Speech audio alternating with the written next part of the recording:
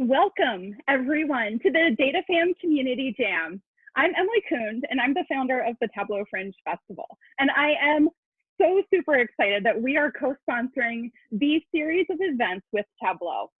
Now, we heard in the community that people were craving connection.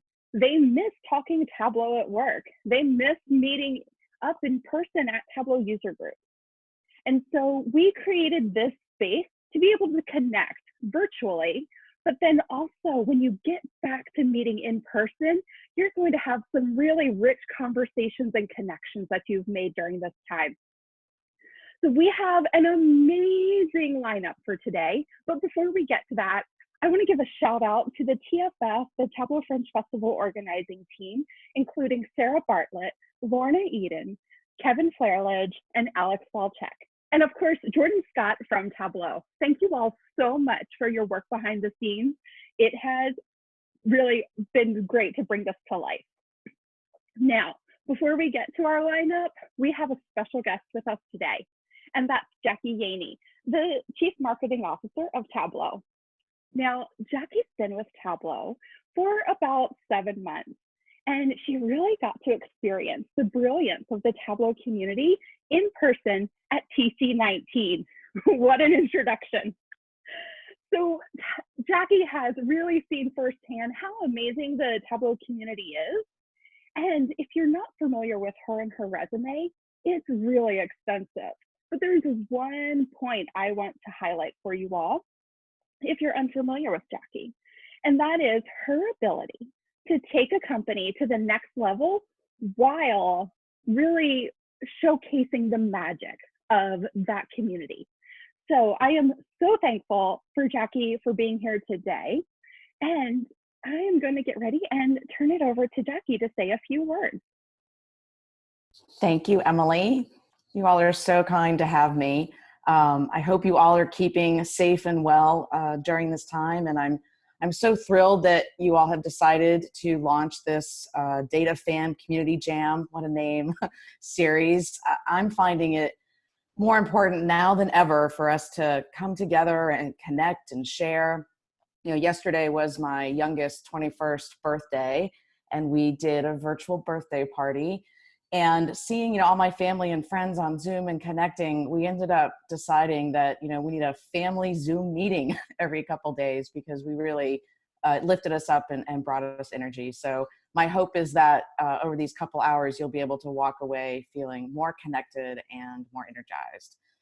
So let me give that quick shout out to you all organizing. Thank you to Emily and Sarah, Kevin, Lorna, Alex, and yeah, my very own Jordan. So thank you all. So it's true that you are all our superheroes, and it's true I haven't been at Tableau all that long, but I've got to tell you, I'm consistently blown away about how you care about each other, you build each other up, you celebrate each other's successes, you share your expertise. You've taught Tableau so much about how to make sure we center on our mission and lead the way. And I believe that Tableau is fundamentally a better company because of you. So we've always believed in that magic, and there's so many things that you all do on just a normal basis. You know, there's Iron Viz, which still fascinates me, and all those competitions that lead up to the big day. We've got the community forum with over 150,000 passionate users, and I don't know if you realize this, but there's more than 3,000 pieces of content added each and every month. And then there is, of course, these user groups where, you know, we'd probably rather get together in person, but we have the way to do it virtually as well, like we're doing right now.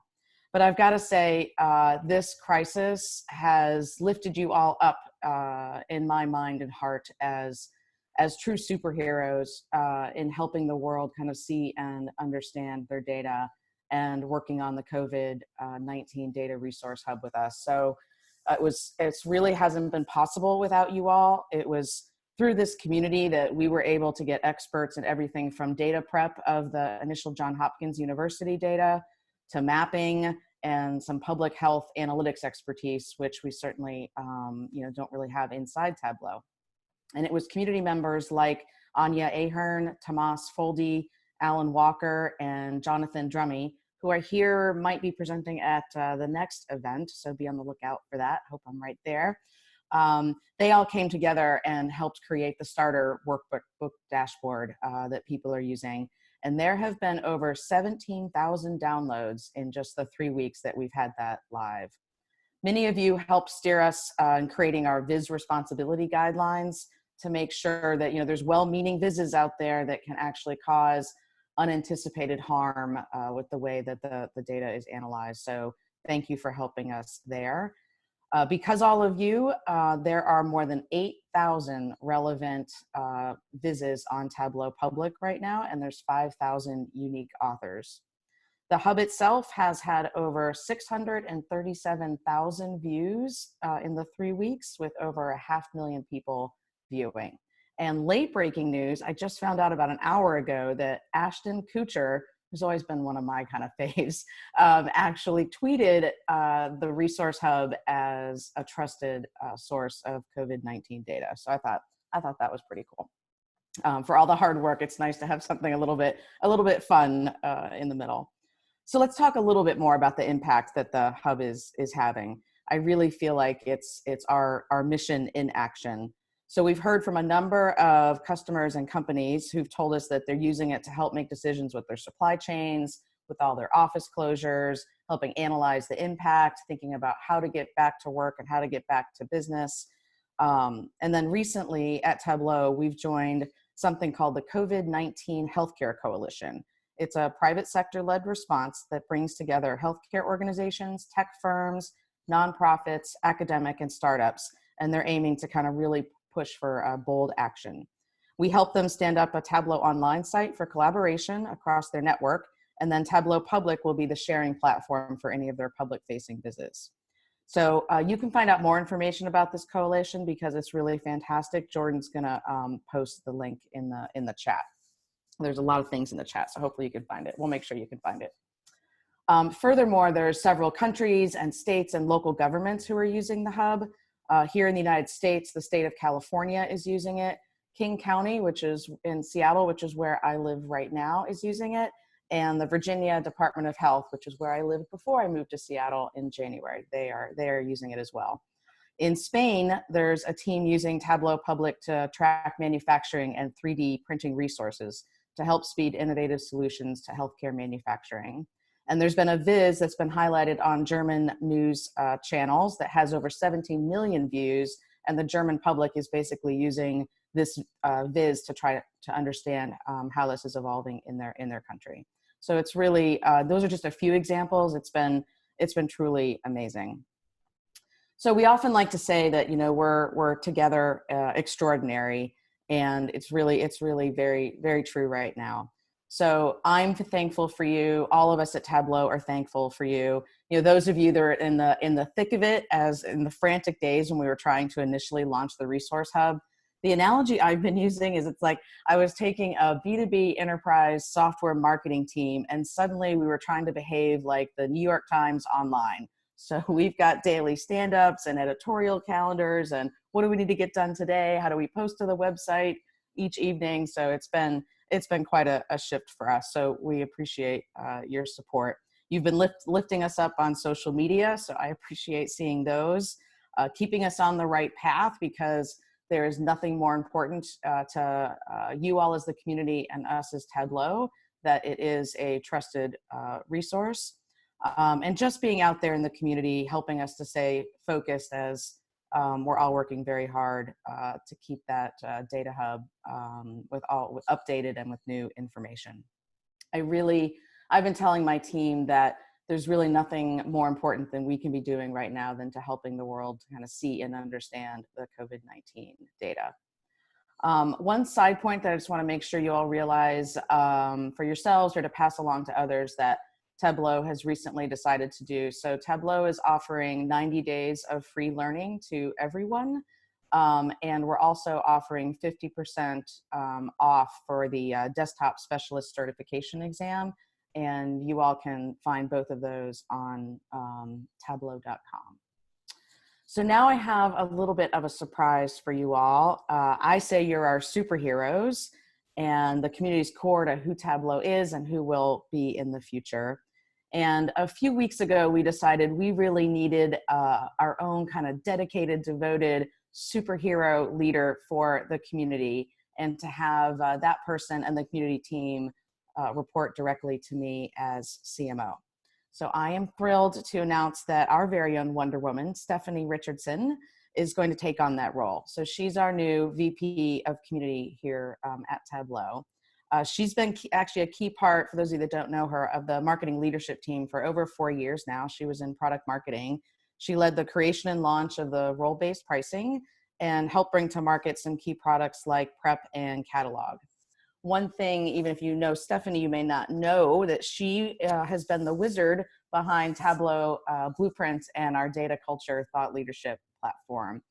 Ironically, Stephanie actually led the community team about 3 years ago when it was much smaller, and she has come back around to kind of lead this and help take us all to the next level.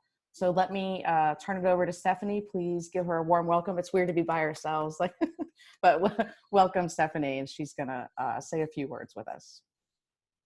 Awesome. Thank you, Jackie. I'm not sure I've ever had superhero and wizard in the same intro. Yeah, so yes. I'm like, my head's going to be this big by the end of the call. So thank you for the introduction. Hi to everybody. I can honestly not even begin to tell you how excited I am about my new role. From the minute that I met Tableau and learned about Tableau, I've been in complete awe of the community. I mean, I have worked in tech my entire career for big brands all over the world. And probably like many of you, I have never seen or experienced anything like this ever anywhere else. And it's just completely mesmerizing to me and fascinating. And I am so excited to join this team at Tableau, and honestly to join all of you, because you're an amazing, brilliant, unstoppable group of people. And I'm excited just to jump in and help you guys continue to change the world with data. So as Jackie said, we made this change a few weeks ago, and I have to say the entry has been a little bumpy. I mean, about 3 days into my role, we got a little sideswiped by this COVID-19 thing that we've got going on. Put a little bit of a damper on my onboarding plans, as I'm sure you can imagine. I mean, we are really living in an unprecedented situation. You guys all know that. We are all adjusting to our new normal. And I don't know about you, but for me, my new normal is starting to mean taking important calls from a closet. I am sitting in a closet right now. It also means talking to my boss while simultaneously trying to teach 3rd grade math, 5th grade Spanish, and in kindergarten English. And I don't speak Spanish, by the way. And sadly, and probably very embarrassingly, it also means cooking mac and cheese for like the 14th day in a row for lunch. So our new normal is weird, and we are all facing all kinds of new pressures every day. We're caring for loved ones who are across the country or who are with us. We're teaching our kids. We're trying to support our colleagues, trying to keep in touch with our family and friends, and it's not easy. I mean, I've definitely had my moments over the last few weeks, as I'm sure you all have as well.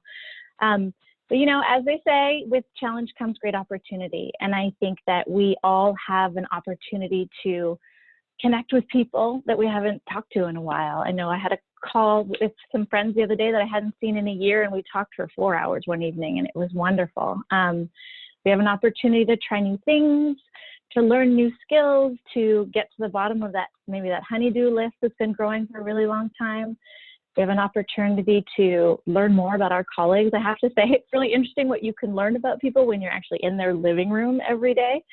And we just have an opportunity to really embrace this very strange phase in our lives and lead through this change with some positivity, a little bit of grace, and maybe a new perspective. And I have to say, I love that we're doing that right now, like right this second.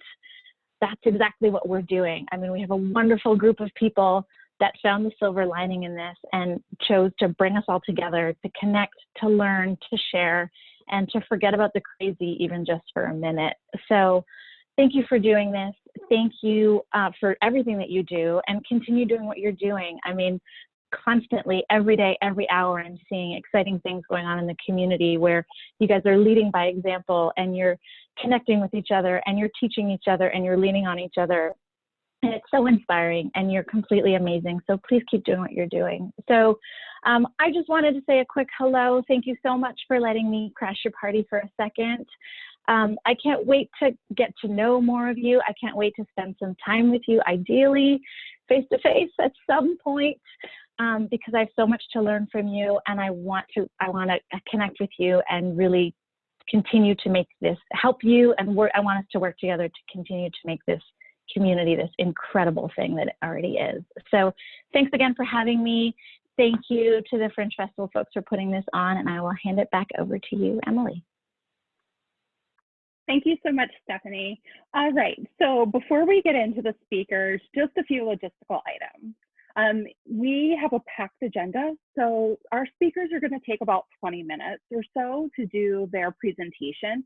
They'll answer one question live, and then they'll answer subsequent questions while the next presenter is talking. So we have reserved a block of time at the end to get through as many questions live as we can.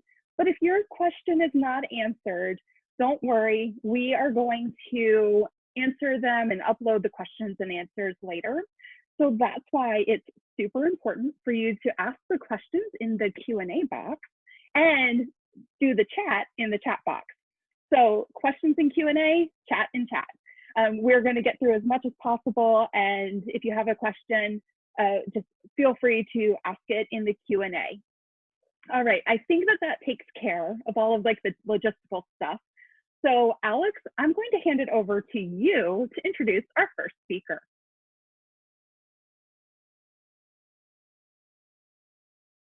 Thanks, Emily.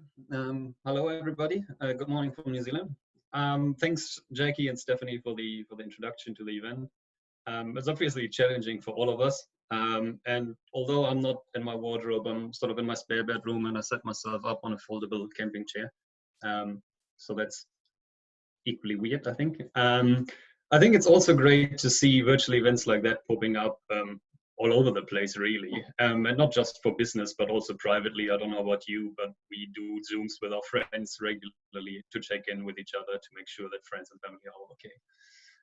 And it's great to see that Tableau supports the community with an event like that, but also with data in the data hub for COVID-19, but also, as well as Jackie just said, actively behind the scenes, together with other companies and the private sector to sort of bring that forward and try to find some sort of solution to the whole thing.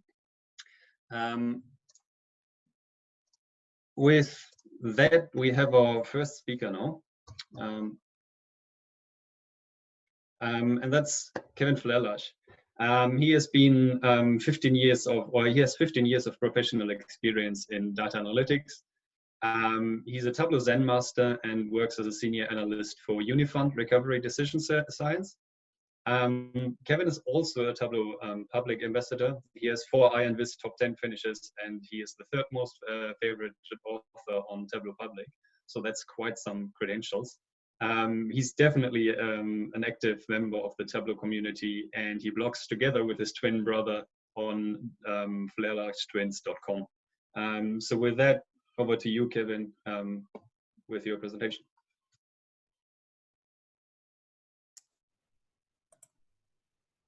All right. See my screen okay there? Yep, all good. All right. Thank you for the nice introduction, Alex. I'm going to get right to it. Today we're going to be talking about parameter actions, but talk about me just for a minute. My name is Kevin Flerlage. As Alex said, I'm a senior analyst and Tableau developer at Unifund. It's a company in Cincinnati, Ohio, led by 5-time Zen master Jeff Schaefer.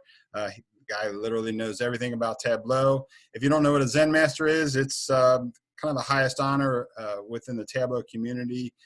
They're nominated by our peers and selected by Tableau. They're masters, teachers, and collaborators. So there are 41, including the Zen Master Hall of Fame. There are 41 of them in the world. So lucky to have Jeff, learning from Jeff. Again, a little bit about me. I'm an identical twin. This is me and my identical twin brother, Ken Flerlage. So Ken is a 3-time Tableau Zen Master. You can see his shirt there. I was lucky enough to be introduced to Tableau by Ken 2 years ago. So if you can't tell us apart, this is him, this is me, the handsome one. So right now, everybody's at home erupting in laughter, right? All right. We've shared a lot throughout our lives, starting in the womb, but last year at TC19, we had the joy of sharing a stage together. So we presented together. We took a selfie right in the middle of the presentation. So you see, looking at it here, we got some big name data rock stars there in the back. I see several Zens. We share our website, flerlagetwins.com. We used to have our own websites, but we've merged those since, so flerlagetwins.com. And as Alex said, we're lucky enough to share that title of Zen Master. So out of 41 in the world, 2 of them are us Flerlage twins. So a fantastic honor to join this group of amazing people.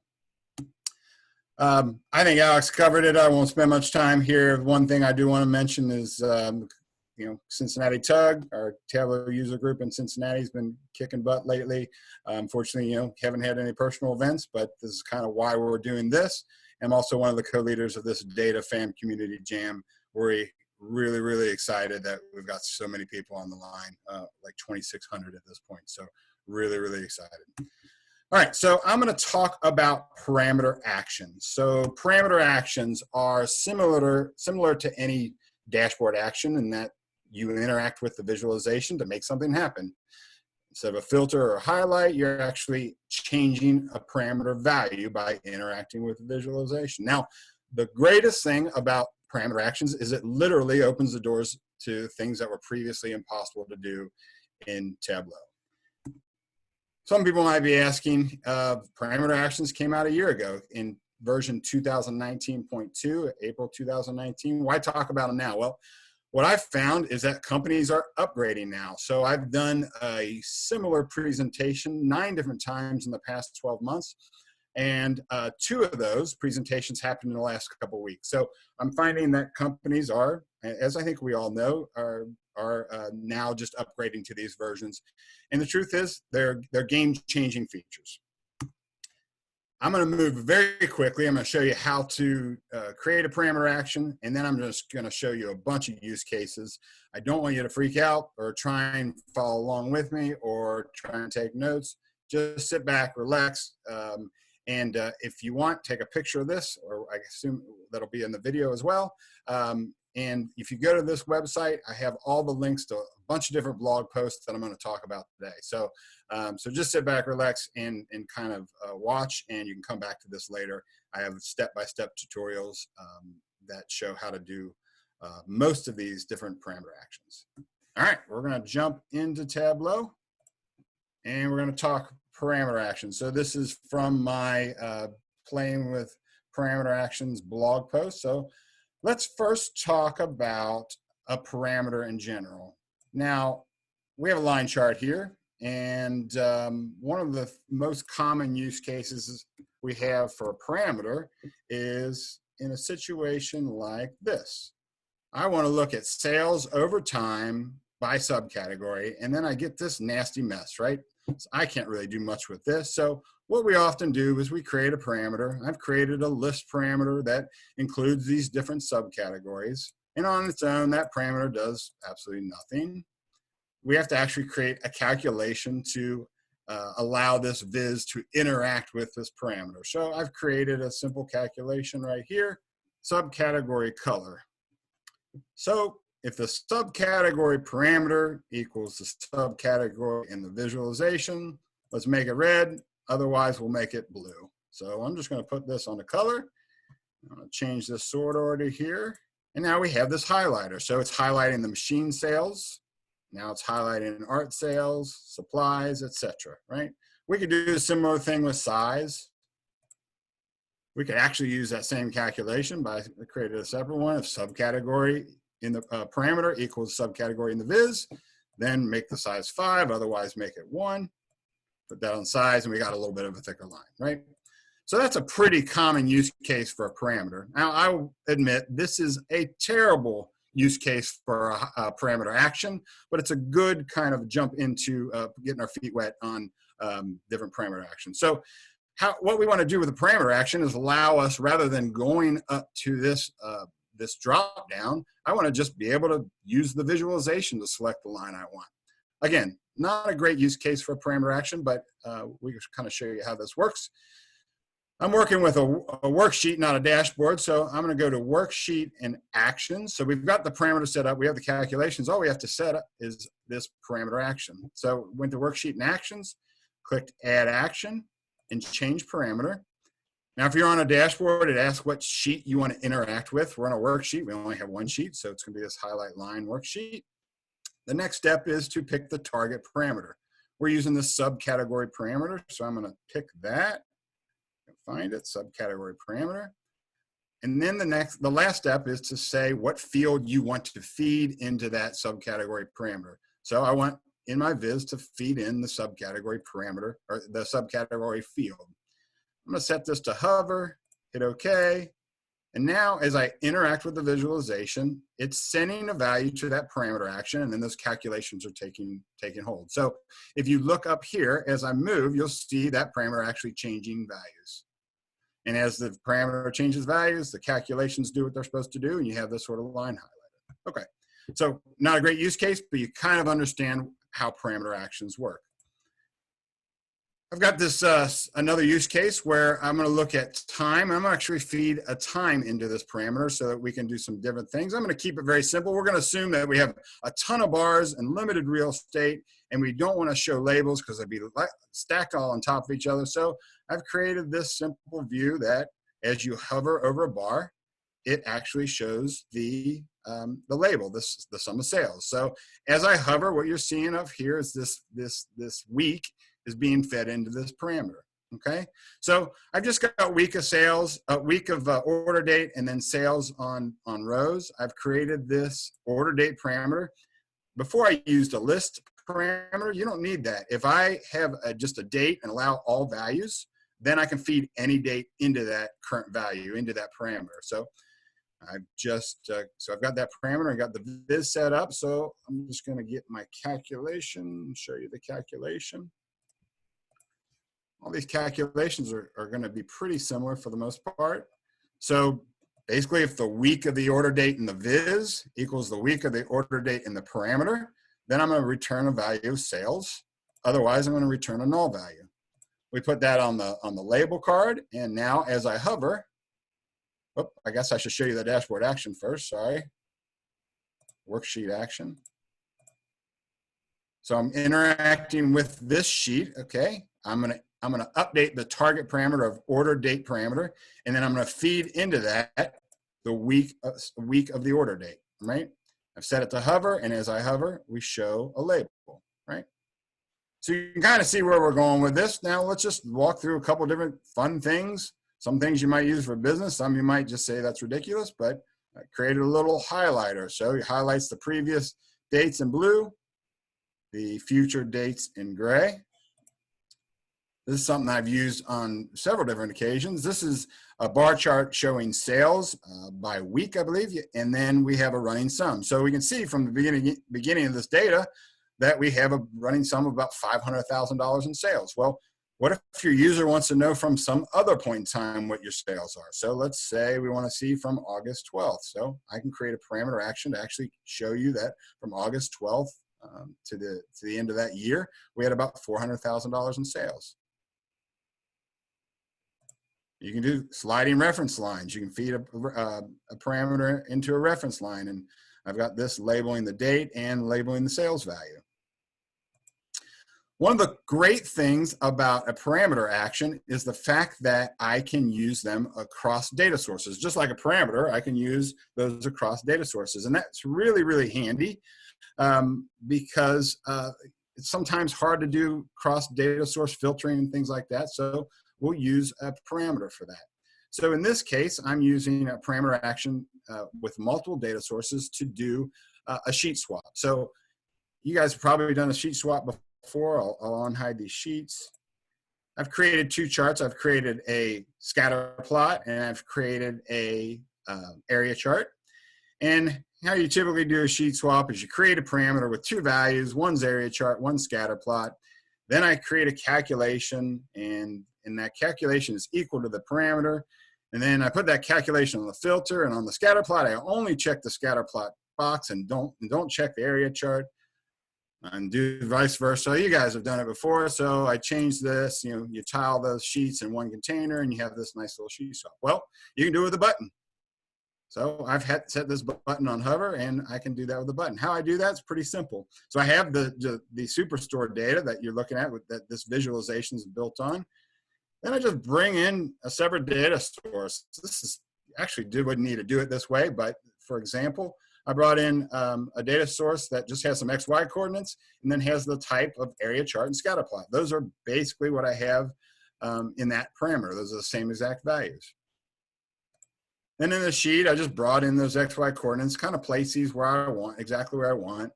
I've put type on the shape and brought in these custom shapes. Now, this shape has this value, this type that was in the spreadsheet of scatter plot associated with it. And this one has a value of area chart associated with it. So I can bring that to my viz. Okay, so now I have this using the chart using Superstore data, the buttons using a completely different data source from Excel. And come up to dashboard actions, edit that dashboard action. You see, what I want to do is the user to hover over those buttons. So I just check the buttons box. I'm going to use the target parameter is going to be this area or scatter parameter I created before. And I'm just going to feed in that type value, that value from the spreadsheet right here. I'm going to feed it right into that parameter, even though we're using two different data sources.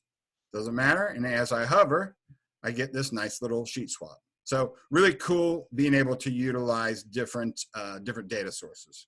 All right, I'm going to show a bunch of different use cases now. I'm probably not going to spend much time on showing you how they work. Again, go to my website. You can see lots of cool stuff and most of what you're going to see here. So I've created, using a pie chart and some squares, I created a background color picker using parameter actions. Pretty smooth.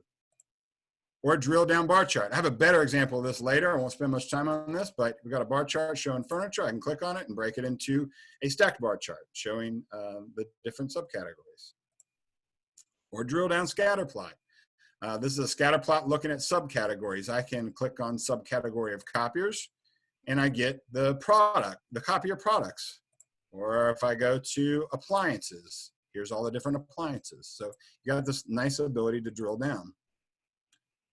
I love how you can use it on a map, and once you compute, use it on a map to change the level of detail. So I've got this filled map showing sales by state. So Texas, for example, has sales of $170,000. If I click on city, I can bring the city in. Now I can see that Houston is leading Texas with $64,000 in sales. You can do bar chart comparisons. So I like to look at this as I'm a salesperson trying to meet goals or trying to beat other salespeople. I can actually compare myself. This is just showing subcategories, but I can compare myself to the larger bars. So I hover over a bar. It compares that bar to the other bars that are larger than it. It actually gives it an actual label to show you how far you are behind that particular one. So bookcases is $35,000 behind copiers. Make line is and make point are a new feature in 2019.2, allows you to connect two lat longs very easily, but with a make point, and then you can make a line out of that point. Jeff Schaefer did flights out of Cincinnati, and I completely screwed it up and just said, just show me all the different connections. So these are no longer flights out of Cincinnati, but as I hover, I can change how these make lines are drawn, right? So I feed in Colorado, and it connects all the dots from all the other cities to Colorado, or to Utah, or Las Vegas. I like to use text highlighters, so we can create a text highlighter. Click on furniture, click on office supplies, technology, all categories. We can highlight using text. And the last for mine, I'm going to show a bunch of other community examples, but you can reset all your parameters. So I have this viz where I've got everything set to 100% on these different regions. We can set these to, you'll see the bubbles get larger. Maybe we need some adjustments for certain regions, maybe because of cost of living or the salaries, and we've got all these set to completely different values. We can just click that button and we can reset them all to 1. So all I'm doing is feeding a value of 1 into that parameter. since I did that blog post, I've found that parameter actions are way more value than I ever expected. So this is a visualization that just recently got Viz of the Day. I created in this some toggle buttons that use parameter actions. What this parameter action is going to do several different things at one time. First thing it's going to do is swap the button so you get a sort of a toggle effect. So it's using a swap of two images. It's going to change the color scheme in this chart, and it's going to do a sheet swap in this chart. So if I click this button, you can see the color change, the sheet swap, and the button change itself. So it looks like this nice little toggle button. Or in another viz that I did recently, this is intelligence modalities. This looks at how people learn. And I looked at some of the top most favorited authors on Tableau Public. And I have this breakdown showing a radar chart for each of them. And if you hover over one, it shows everybody's information. But you'll see, this is Ann Jackson. You'll see that it highlights Ann Jackson in black. So you can kind of call her out from the rest of them. Or if we look at Yvette Kovac, you look how she's comparing to everybody else. So I'm just feeding a parameter action, a parameter value of their name into a parameter, and then it's changing the highlighting based on that. Now, those are, I keep ruining where I'm at, so I kind of spoiled the surprise here, guys, but all right. So the community has done all kinds of cool stuff with parameter actions. One of these is from Ryan Sleeper. Really simple viz. He's looking at sales over time, and we've got 2 data points here. We're looking at it by year. Well, he's allowing the user to drill down and look at it by month or by week or by day. So you give your users ability to really dig in the data. That's from Ryan Sleeper, if I didn't mention it. Tableau ambassador David Pierce put together quite a number of different parameter actions. I absolutely love this. I use it at work all the time. This is a bunch of lollipop charts for different categories. Looks like survey data.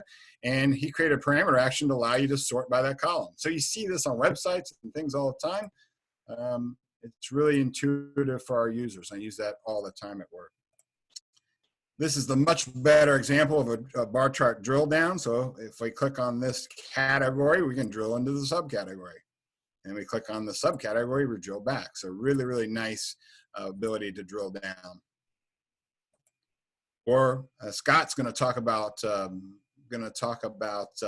small multiples later. Small multiples at times can be a little bit hard to compare the west to the central. So David created a parameter that feeds in a reference line. I showed a reference line before, but this is really nice to allow me to compare values that aren't lined up perfectly.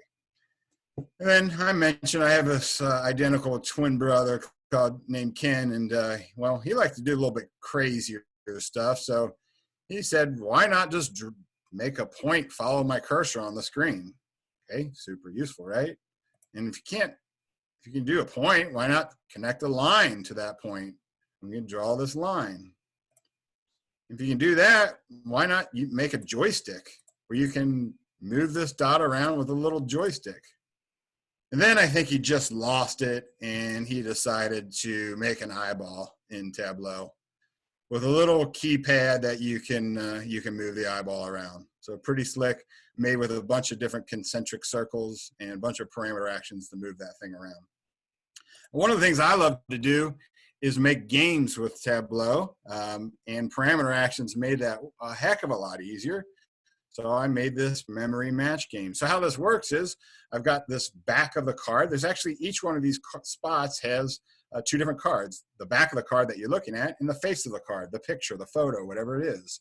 And right now I've got the sort order set to have the back come to the front, right? The back of the card will be on top. I'm using parameter actions for every one of these pairs of cards. So there's a ton of them in here. And as I click a card, it actually changes the sort order.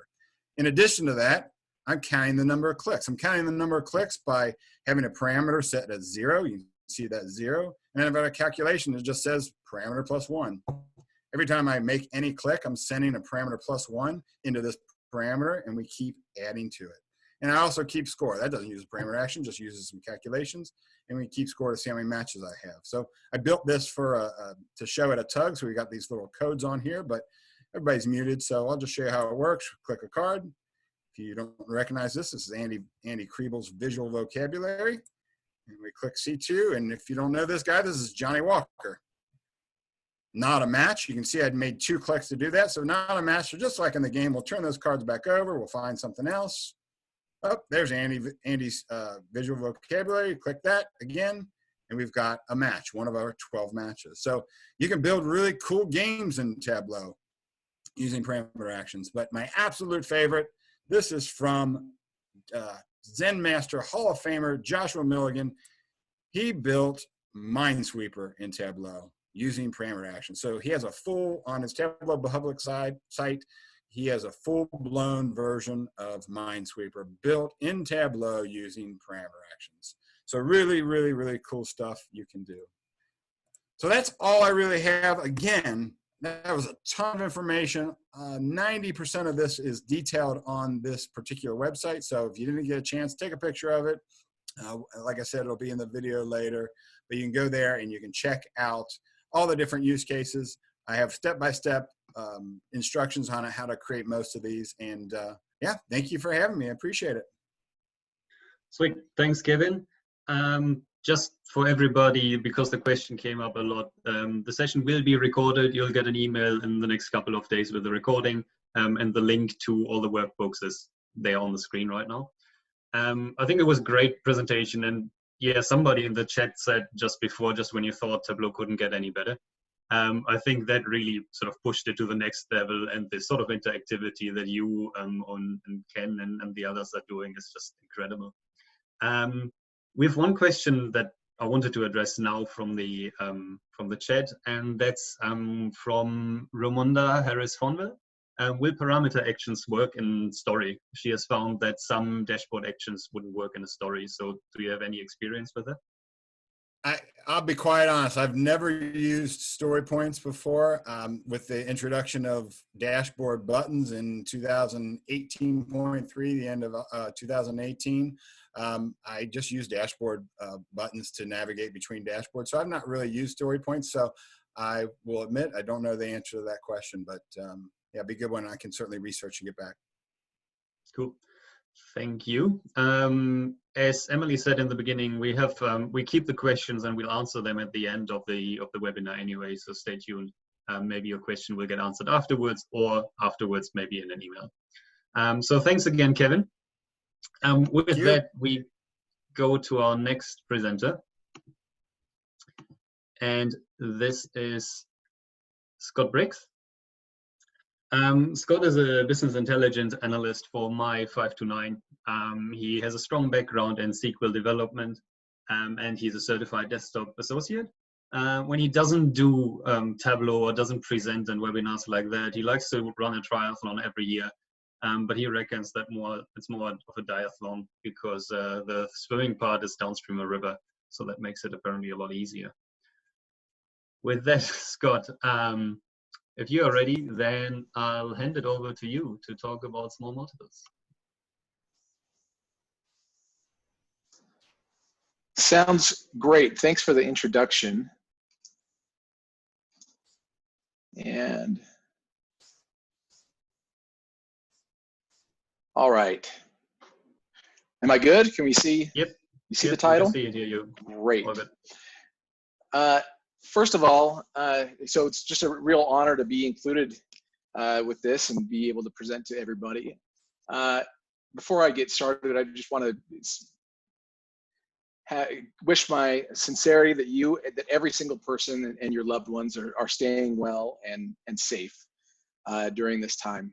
So I wanted to address one thing, and I think Kate is behind this. On the web, if you looked me up on the website, because probably nobody knows who I am, I think she must have taken into account the seriousness with which I took this selfie and took liberty to lengthen my name. So just for whoever did that, the preferred lengthening of Briggs is Brigglesworth. Just that's a known fact. So a few housekeeping items. There's my email, Twitter, and feel free to contact me with any questions if you have anything after. And I have the chat session open, so I'm kind of keeping an eye on that as well. I'm gonna pose a few questions during the presentation. A little bit about me. I married 4 kids. In Utah, we call that kind of a little bit below average size family. I grew up, work in, and now live nearby Salt Lake City. Again, it's for My 529. If you don't know what a 529 plan is, it's like it's a savings vehicle, a tax-free savings vehicle for college savings. If you have kids and you don't have one yet, this is my plug. It's probably not a bad time to start one and buy in when the market's a little bit lower. I have been working in Tableau for a little over 3 years now. Interests include anything having to do with sports, outdoors. Thanks for giving away my triathlon secret. If you want to do the triathlon, it's called the Spudman. It's sold out for this year, but yeah, if the swim intimidates you, that's the one to do in Burley, Idaho. Other interests, just whatever my kids are doing. One thing interesting about us is me and my kids all speak fluent Spanish. We're lucky enough to live near a public school that does a dual immersion program, so half their day is in Spanish.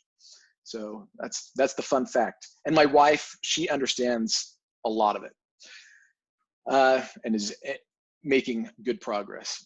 So speaking about my kids' interests, this is what we're missing most with the current situation with the coronavirus. This has taken, so I coach my son's comp baseball team, and this is taken after a tournament, a travel tournament that we did last fall.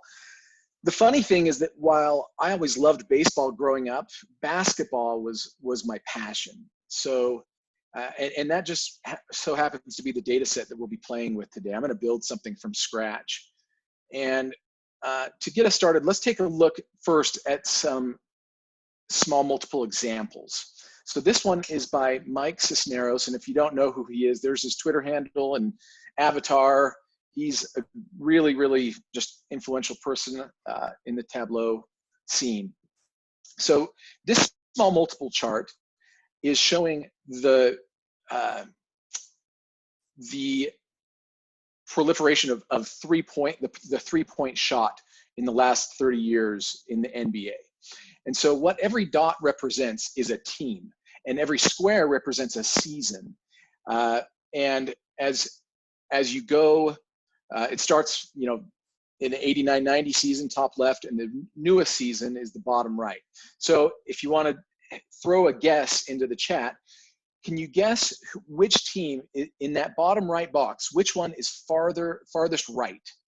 And the clue is it also happens to be same in 17-18 and 16-17. So I'm seeing most everybody is saying Golden State. I did, but Golden State is the wrong answer. The correct answer is the Houston Rockets.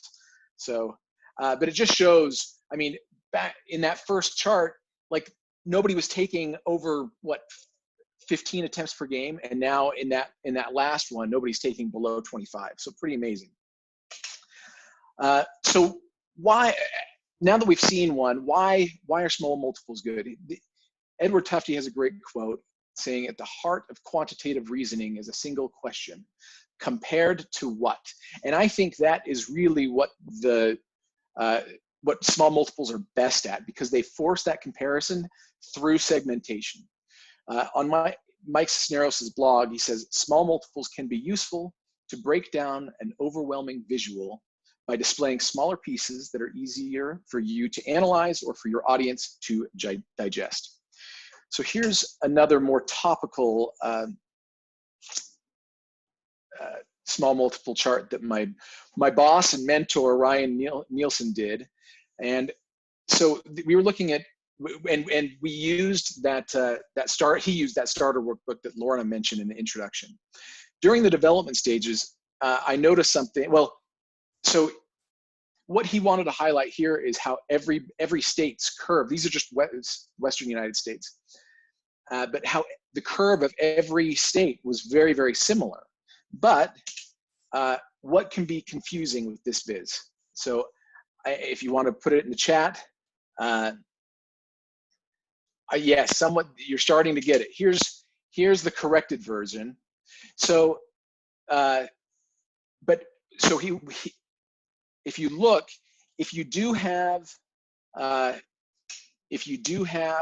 just one variable, it's usually pretty important to keep it on the same scale, keep all of them on the same scale, unless you are wanting to point out something like my boss was wanting to do, how the curve was the same. But if you do so, you really have to make sure to call that out. So from there, so when you Google small multiples in Tableau, you'll find several tutorials on how to make small multiple charts like the ones I've shown, all with one variable in one worksheet where the calcs have indexes and square root functions that you bring into the columns and rows. But this is the Fringe Festival. So let's get out on the fringes, and dare I say it, maybe even outside of the box when it comes to small multiples. And with that, we're going to go into the tool. Oh, let's see.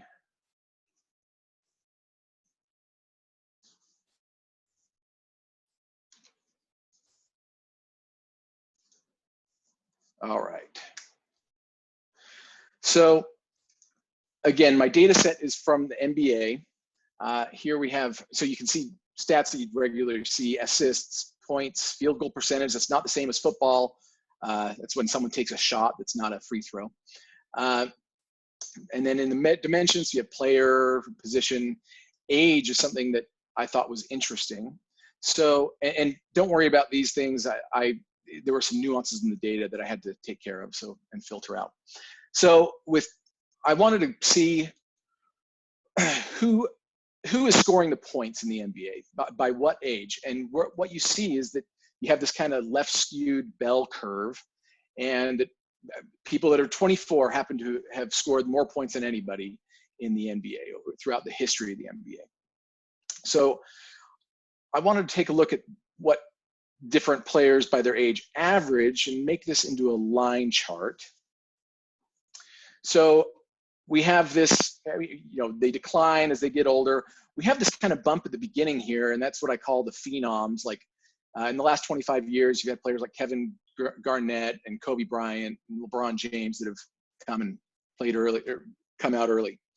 So now what we want to do, I want to be able to compare players. So I'm going to create a parameter that has all the list of all, like it's almost 5,000 players in it. So there's my parameter now. I'm going to show it. And with 5,000, it makes more sense to have it type in. It's coming up with first one alphabetical. I happen to know that the career leader for points is Kareem Abdul-Jabbar. So I want to compare him and see what he looks like compared to the average player by age. So what we'll do is, this is where the magic happens, in this calculated field here. And what we're going to do is we are going to say, if the player equals the player in our player parameter, then we'll show their number of points. Throw an end on there, and I mean, so it's really simple. And we'll call this selected player points.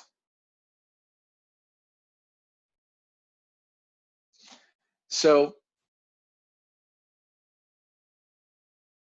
what we'll do now is we'll bring this up into the rows and create a dual axis. And whenever 99% of the time when you do a dual axis, you want to synchronize the axes. And now you have what Kareem Abdul-Jabbar, the all-time career leader in points, looks like over his career compared to an average NBA player. So I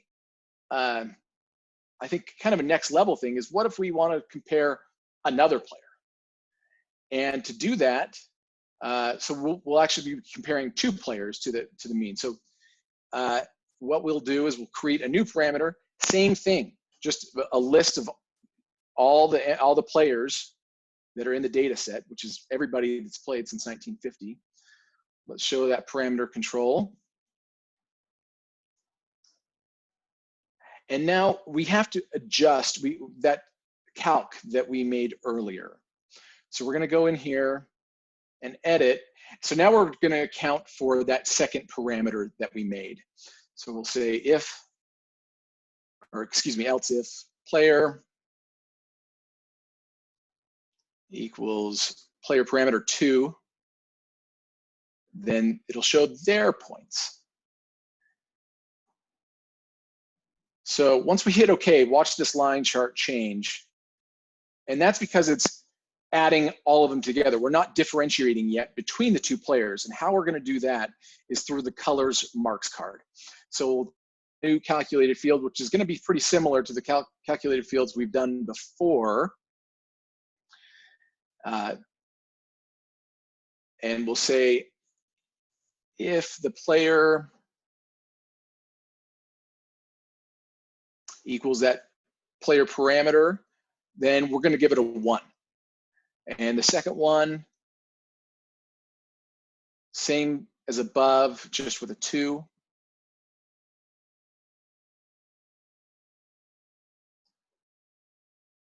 And end. So, and because this is going to control the color of their line, we'll call this the player color and save it. And now we got to, it saved as a measure, so we got to convert it to a dimension first. And now we'll bring it over to the color marks card. And now you'll see that differentiation between the two. And you'll see that, so it's comparing Kareem Abdul-Jabbar to right now AC Green, who they actually have to be teammates for a long time. Let's change this to someone who, another prolific scorer back in the day, Wilt Chamberlain. And so that's how their career lines look compared against one another, and with that NBA player average at the bottom. So now you're kind of asking yourself, okay, when are we going to get into small multiples? We're not going to do it in one worksheet. We're actually going to create however many small multiples you want. You'll have to create new worksheets for each one. So we'll duplicate this worksheet, and let's go to rebounds next. So, and just a point, I mean, one thing I always forget is to make sure to have the formatting and tooltips done before you go and duplicate things, because you don't want to have to go and change a bunch of things after. So we'll drag up rebounds, but now we're still comparing average rebounds to their scoring, right? So we have to, let's duplicate the selected player points to, and we're going to change it from points to rebounds, which is TRB, which stands for total rebounds in our data set.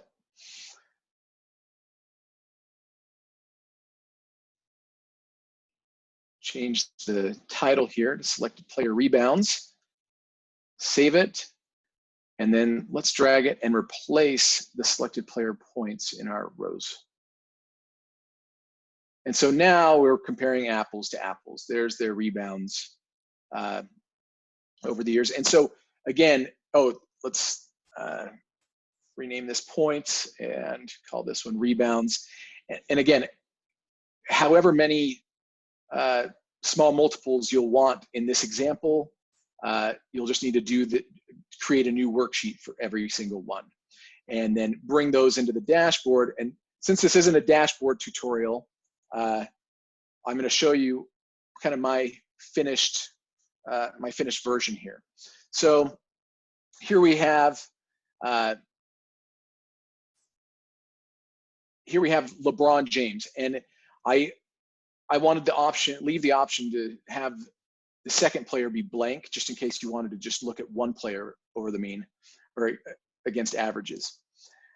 Let's compare LeBron to Michael Jordan.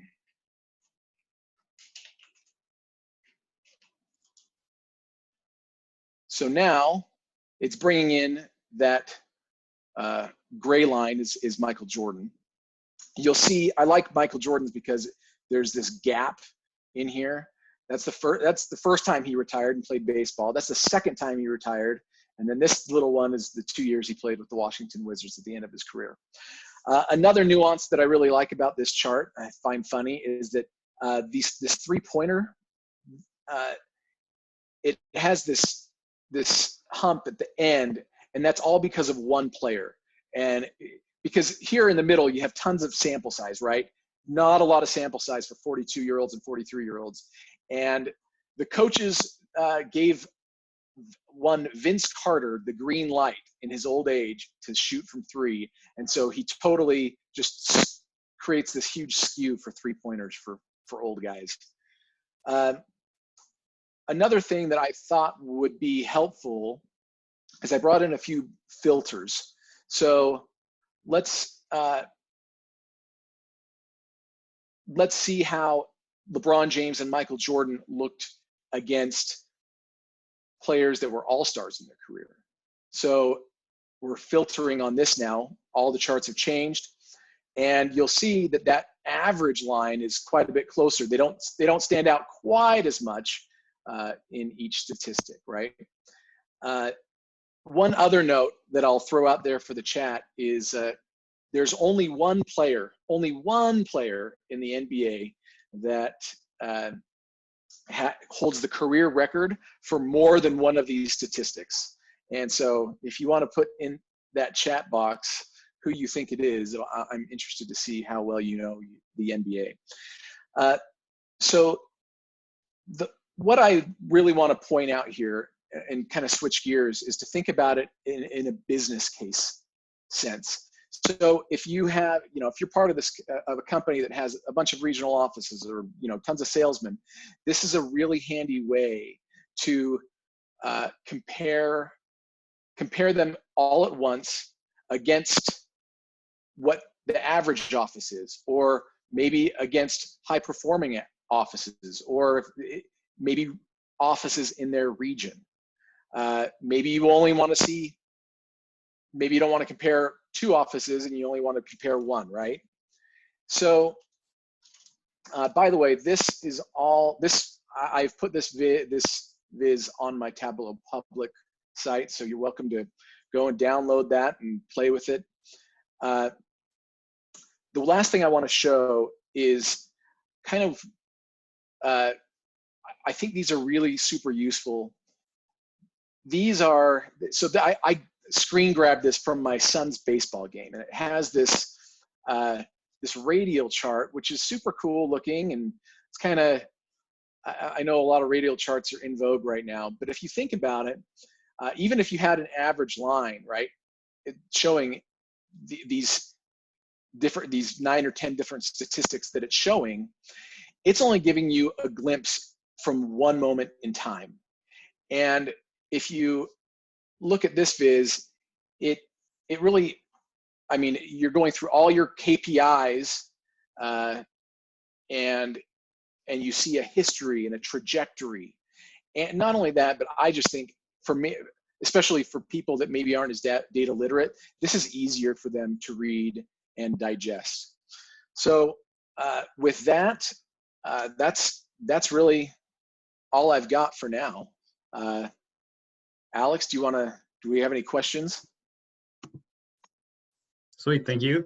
I just had an eye on the chat, and it looks like there are a lot of people interested in NBA and had questions about details of I don't know, different players and what sort of points you used and that sort of thing. I think that's something that you probably are the best person to sort of answer the questions in the FAQ. One question that did come up was if the selected player is included in all of the line charts to then compare to each other. Will you repeat the question? Oh, so first of all, everybody is really asking who's the only player to have two, and that player is my favorite player of all time, and that is John Stockton of the Utah Jazz, career leader in assists and steals. So there you go. Yeah, it looks like people got angry that you didn't answer it. So good on you for that. Awesome. Okay, will you repeat the question for me? The question was if the selected player is included in all of the line charts. Yes, yeah. So that player, yeah, that their stats, I mean, once you select that player, that as long as you follow the examples step by step that I did, they'll be it'll be their stats for each one. So really, in that business case, you're looking at that one office or salesperson and looking across all their KPIs at once, and maybe here's an area where they need improvement, and here's an area where they're really shining. And you expect that with NBA stats as well. I mean, John Stockton, yeah, he was career leader in assists and steals, but his blocks, frankly, were not as good. There was only 1 year that he averaged more than the NBA mean. So, cool, thank you. Yeah, for everybody else who has more questions about NBA, I'm sure Scott will be happy to answer them on Twitter. So just hit him up with as many questions as you can think of. Thanks, Scott. Next up, let me share my screen. Here we go. Next up, we have Jim Dehner. And if you are around in the community forums, you might actually know him. He has been a forum ambassador for the last 3 years already. And he's BI consulting for the last 10 years and now lives in Nashville. For fun, he's also a triathlete.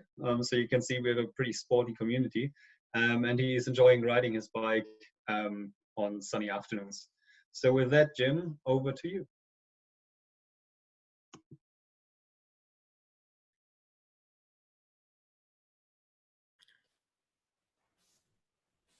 Okay, there we go.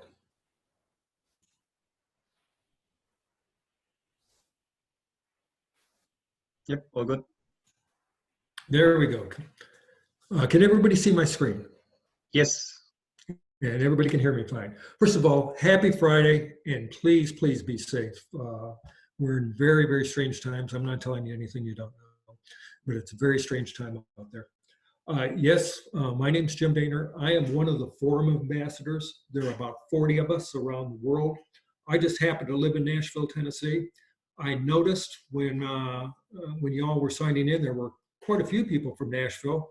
I might know you from speaking at one of our TUG meetings, or you might know me from the forum, and some of you might know me from the forum. Today, I want to talk about us. I want to talk about community, and I want to talk about our interaction with Tableau. And then I want to talk about the forum, and specifically, I want to talk about some of the questions that we see out on the forum.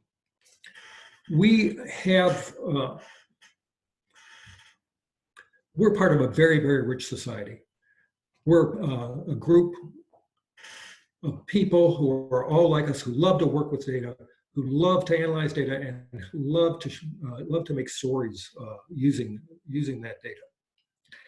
We also have the opportunity on the Tableau site. There's a community page, and I'm sure you've all gone out there, but that is our portal to communicate with each other, to find a TUG group if we want to join a TUG.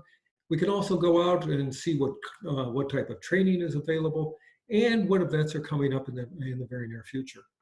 But there's one link out there that's very special to me, and that's the link that takes you to the forum. And that link should be special to you also, because the forums is where you have an opportunity to get help, and you can get help in a very quick hurry out there. You can ask for help, or you can ask a question, or you can search the database out there to see if somebody else has had the same question that you've had. Now, there's one thing we ask you to do when you come to the forum. If you haven't been there before, please start by going out to the Getting Started link that you see on the right side of the page. It's going to give you an idea of what we do on the forum and how best to phrase your question so that you get the best possible answer. Now, the second thing we'd like you to do is, if you've had that question, pretty good shot that somebody else has had that question too. Every question that has been placed on the forum and the answers to those questions is kept in a database. Literally years and years worth of data that's out there. Search the database first. Your exact question might be out there, and you might already have an answer to it. But if you decide, no, I really need to pose my own question, please do, by all means. That's what we're there for. We're there to help you.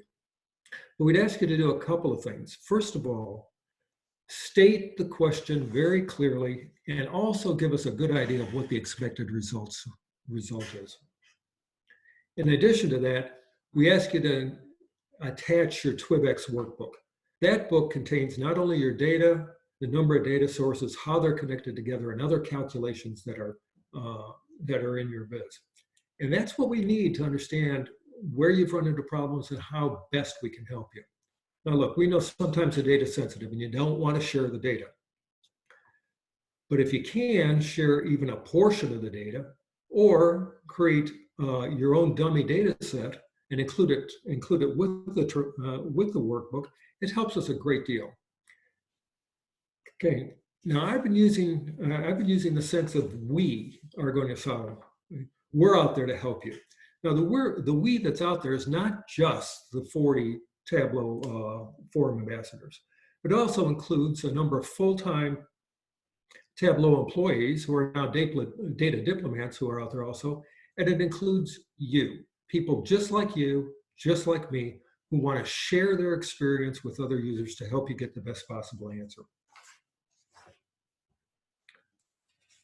Now, as Alex said, I've been a forum ambassador for 3 years, and during that period of time, I've literally answered thousands of questions. And there's a couple of questions, well, there's actually several areas, but there's a couple of questions that show up on a very, very regular basis. And I want to spend some time today and talk to you about those and how you might go about addressing those questions. The first question are aggregation errors. That's the type where you get a message that says you can't mix aggregates and non-aggregates in the same calculation. We see that question daily. Every day, somebody enters a form with that question. The second area of questions that we're going to talk about today is what happens with nulls in your data set and how do you address those? Okay, let's talk about the aggregate and non-aggregate question. I'm going to use a very simple data set. We're going to use it consistently here through this part of the presentation. We've got 2 items. We've got 4 months worth of data. We've got sales and profit. And what we're interested in doing is we're going to calculate a profit ratio. Well, we all know how to calculate a profit ratio. It's very simple. You just divide profit by sales, and sure enough, you get a profit ratio. When you create the viz, we're going to put items and our date up on rows, and then we're going to drag profit and sales to the viz. And if you notice, as we drag them to the viz, that data is aggregated. It comes in as sum of profit and sum of sales. Sum is the default value. Everything's fine. It looks like our viz is doing exactly what we want until we add a grand total. At this point, Tableau has come back and it's added that column of the simple profit ratio, and it's determined a number that just doesn't make any sense. Well, where'd we go wrong? Well, I'm sure all of you know the correct answer is that we should have aggregated the numerator and aggregated the denominator separately. We'd have had sum of profit over a sum of sales. Okay? And now it returns the correct answer of 19.3%. And even if we take the dates out, it returns the proper values. How you aggregate the data and when you aggregate the data is very important to get the right answer. But it also leads to errors as we, you and I, start typing in calculations. And the error that we're going to talk about first is this aggregate and non-aggregate error. Like I said, this is a daily occurrence out on the site. All this error means is that one or more of the dimensions and measures in your calculation is aggregated and others are not. And Tableau can't work on that basis. We always work with the same level of data, same level of aggregation. Well, that was a pretty easy one to figure out, but you know, there's some that aren't so easy. First, let's take a look at table calculations. And I want to calculate the sales divided by the moving average. Well, that's something like a product manager would be interested in looking at. So if you look at this, this formula here, sales divided by moving average, we get the error. What did I do wrong? I don't see it there. Well, the error comes about because table calculations are always an aggregate. So to get the right answer, I have to aggregate the numerator, sum of sales, over the moving average to get the right answer and to get a valid expression. But I want to go back for a second to talk about table calculations being an aggregate. It's pretty obvious the moving average would be an aggregate. But also all those table calculations you use to position in the table, things like index, first, last, lookup, those are all aggregates also. And whenever you use one of those in a calculation, all the other measures and dimensions in that calculation need to be aggregated also. What happens when we embed some dates in a calculation? This is a pretty common business calculation. We've got a shipping window. Our goal is to ship all our orders within 5 days of the order date. So we write a simple equation that says, hey, look, if the difference between the order date and the shipping date in days is greater than 5 days, then sum sales. That's what we wanted to get, but right away I get an error. Well, what went wrong here? Well, what went wrong is we didn't aggregate the dimensions. And you might be looking at it and saying, hey, wait a minute, aggregate dimensions. No, you aggregate measures. You aggregate sales. You don't aggregate dimensions. Well, no, you're going to have to aggregate the dimension. And there's 5 different functions that you can use to aggregate a dimension. ATTR, which stands for attribute, min, max, count, and count distinct. Those are the five functions that you can use to aggregate a dimension. And which ones you use depend upon the formula that you're writing and the result that you expect. Here I just used a combination. I used min order date and then attribute on the ship date. You probably wouldn't really do that, but it's just to show you that you can use either one. How about an LOD function? This is a fairly common LOD.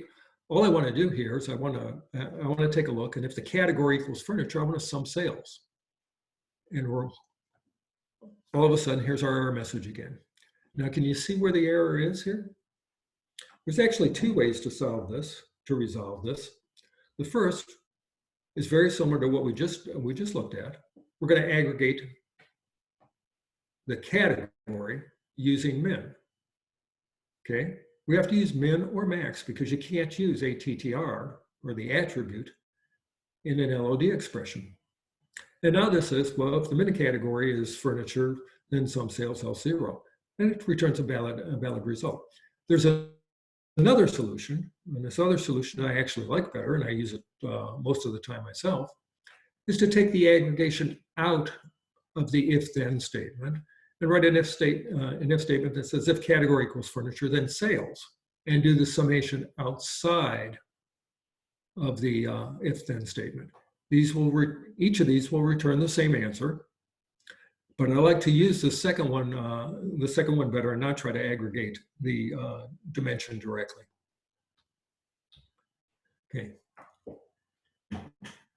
Now here's a situation where a product manager wants to determine the cost of goods sold, and he wants to identify what the cost of goods sold is compared to total sales. So he writes an LOD, and he wants to look at the subcategory in the year of the order date level, and he says, I need the sum of sales minus the sum of profit, and that's going to give him the cost of goods sold. And he's done a good job. There's nothing wrong with that LOD. Then he comes back and he says, okay, I need to compare that to my sales. So I take the cost of goods sales, the cost of goods sold divided by total sales. And once again, we've got the aggregation error. Now, do you see where the error is here? This error comes about because LODs in themselves are not aggregated. Okay, I'm going to say that again. LODs as an expression in themselves are not aggregated. They actually form a different layer in your data set. It's a virtual layer. And because they're not aggregated, they can be used in simple calculations like the one we've got here. They can be nested in other LODs, or they can be used in table calculations. So the solution here is to sum the LOD. We go sum cost of sales over sum sales. Valid expression and returns the proper result.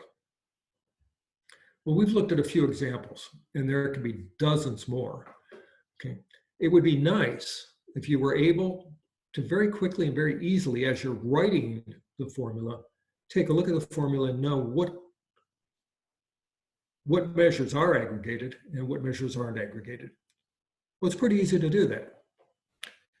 When you're working in the calculation wizard, and you get the error, all you have to do is control drag each one of those measures individually toward the marks card. And as you drag them, a pill is going to open up. And when the pill opens up, if it's prefaced by AGG for aggregate, that'll tell you that that measure that you just drug over has already been aggregated. If it opens up with sum or count, that measure is not aggregated. And that's the one that you have to use. That's the one you have to address to solve your problem. I hope that gave you a little bit better insight into this very, very frequent, very common problem out there. It's not a difficult problem to solve once you know how to fix it. And I hope that helped you do that today. Now I want to go into the second area. In the second area, we see this on I would say about a weekly basis. We have a problem where there's a null in the data set and the user wants to correct the null or change the look of the chart, but he doesn't really know how to do it. Well, the first thing you have to know is there's two different types of nulls. We're going to use this very simple data set. We've got dogs and cats or type of animal. We got 4 regions. Okay. This is the type of chart that you might load into Tableau from Excel, and then you'd pivot it when you get it into Tableau. But when you load the chart, there's a record in there for the combination of south and cats, but there's just no data in it. This is what I refer to as the empty cell null. Now, if you take a look at that data in a different form, and it has been entered into Tableau as regions and animals, but there's no record for south and cat. There's no record in the data set at all. I'll refer to that as the no record null. Now it's important to make the distinction because the solution to these two different types of nulls is not the same. Let's take a look at a table that we would create simply by dragging type dog or cat to columns and region to rows. The table that comes out when we add quantity to the viz is right. It all totals correctly, but there's a blank because there is no value for cat and south. Now, most users are going to come back and they're going to say, hey, I really want a value in there. I'd like to put a 0 in there. Or some users are going to come back and they say, no, you know what I'd like to do is I'd like to put in not applicable, or I'd like to put in no data into that field. Well, there's 2 different ways that you can fill that field. The first is probably the first formula that you ever learned when you started learning Tableau, and that's the ZN function, the zero null function. And it works with empty cell nulls. You simply wrap the measure in ZN, and it simply says, well, if the quantity is a null, return a 0. And you can see, sure enough, it dropped a 0 in our text table, and everything looks fine. It looks right. That's what I was looking for. Now, the second way that you can go about filling that table and also put text in that table or put text in that table is to go out to the Format tab, open up the drop-down for fields, select the measure that you're working with, and down here in the bottom, there's an area for special values, and you can insert a text in there of 0, like I've done here, or you can input not applicable, no data, and that text will appear in the table. Okay. 2 different ways we can solve the problem. And that worked fine for the empty cell null. Now we've got this other type of null, and that's the no record null. Let's make that same table again. We can start out with type on columns, rows are regions, and this table looks exactly like the empty cell null. It's got a blank for south cats. Everything totals right. Well, I wonder if I could just use a ZN function and get it to put a 0 in there. You can try, but it's not going to put anything in there. It's going to end up a blank. And that's because there's no place to put that data. There is no record in the data set itself. This is one users usually get fairly frustrated at this point, and they start asking questions about it. Well, the solution here is to actually use a table calculation that's wrapped in an if-null function. Table calculations are at the bottom of the order of operation. They are done after the underlying table for the worksheet has been created. The table exists. Now we can go back into that table and use a lookup function that does nothing more than return the value of a cell. That says go to each cell and return the sum of quantity. And then when we wrap that in an if-null function, it adds to that and it says, oh yes, by the way, if when you go to that cell, it's null, return a 0. Sure enough, we get the value that we're looking for. We've added a 0 to the table. I just wanted to show you that you might be saying, well, can I go ahead and I can use that same solution using the format solution that you showed me before? And the short answer is no. It just plain won't work. You can go through the motions, put a 0 in as before, but the 0 will not appear in the table if you have no record null. And very simply, it can't put a 0 in there because there's no place in the data set to put that record. So how would you go about solving this? Well, I'm sorry, there's one additional problem that you have to understand with a no record null. And that's that the data isn't actually there. It's not actually in the table. There's a text value in the table,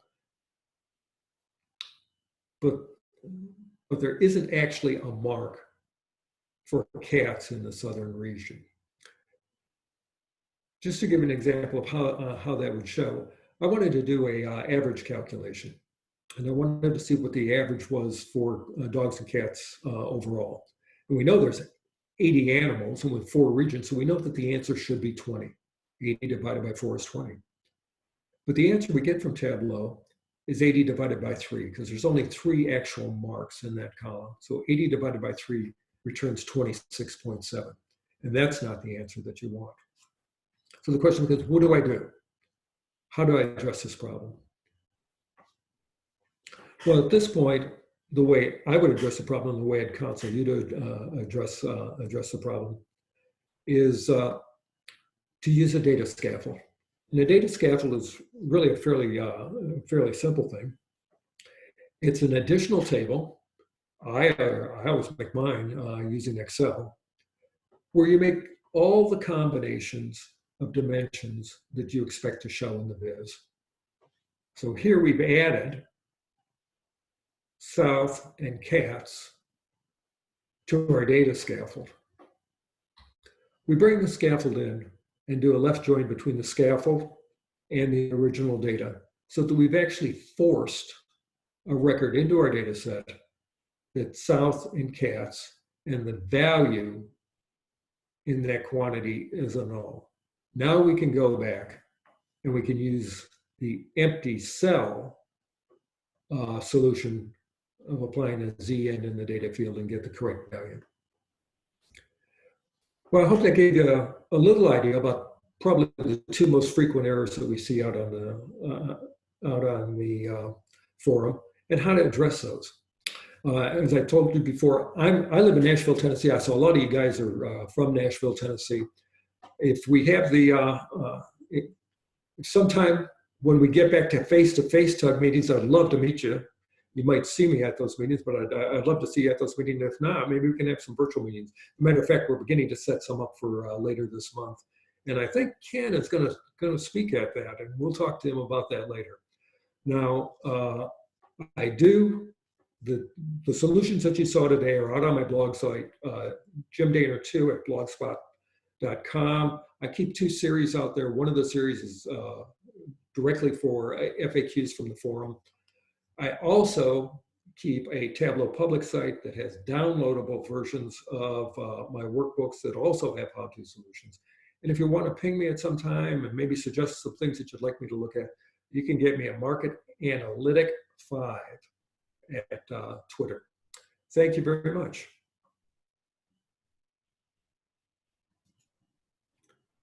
Okay. All right. Thanks, Jim. Appreciate it very much. Next up, we have somebody that I know pretty well. He was might have been in my presentation. He's a 3-time Zen master. He's the second most favorited author on Tableau Public. He is the #1 ranked guy in the forums, to speak of the forums. He shares a website with a super handsome fella. He's not only my identical twin brother, he's also my best friend. My pleasure to introduce Ken Flerlage. Thanks, Kev. Let me share my screen here and give me a minute. All right, everything look good there? Yes, you're good. Okay, perfect.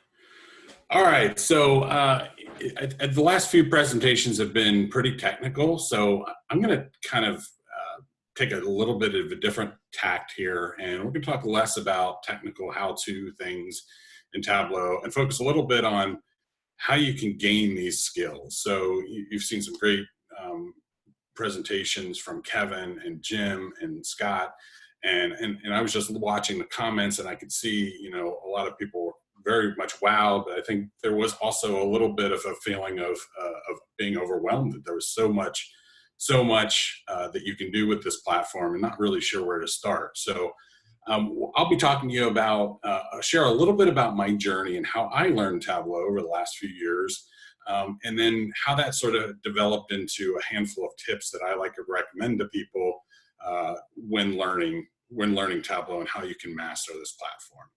So I want to just clarify, this title may be a little confusing. This is not about how to become a Zen master. This is much more about how you can gain the skills you need to master Tableau for your work, for your personal projects, or however you're using this incredible platform. All right, so let's jump in. So first of all, a little bit about myself. I'm Assistant Director of Data Analytics at Bucknell University, a Tableau Zen Master. There's my Twitter handle and my website address if you're interested in checking that out. As Kevin said, we share a site together. We merged our blogs last December. Here's just a quick snapshot of some of my work. This is my public profile. So if you wanted to dig into any of these or any of the other work that I've done, you can check out my Tableau public profile page. And a little bit of my background. So I've worked in information technology in various roles for over 20 years.